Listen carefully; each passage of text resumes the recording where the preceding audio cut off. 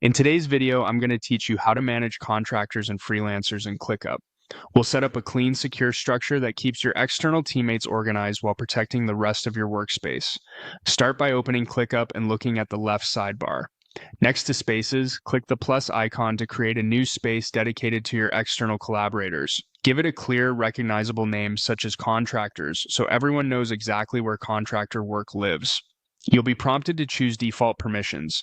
This is important for keeping sensitive information private. Select a permission level that lets contractors see and work on tasks assigned to them without giving access to unrelated spaces. If you're unsure, err on the side of restricting access now. You can always loosen it later. Then click Continue. Now define your workflow. ClickUp offers several templates tailored to different teams and styles, like starter, marketing teams, project management, and product plus engineering. For a simple and flexible starting point, choose starter. This gives you a straightforward set of statuses and views that are easy to adapt for any type of contractor. Take a moment to review the default views. List and board views are great for day-to-day tracking. Calendar can help with deadlines, and other views can be added later as your needs grow.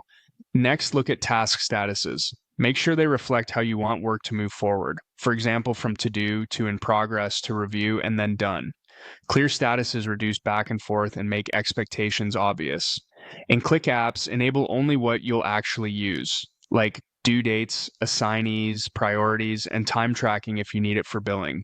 Keeping things lean will make onboarding freelancers faster and cut down on confusion. When you're satisfied, click Create Space.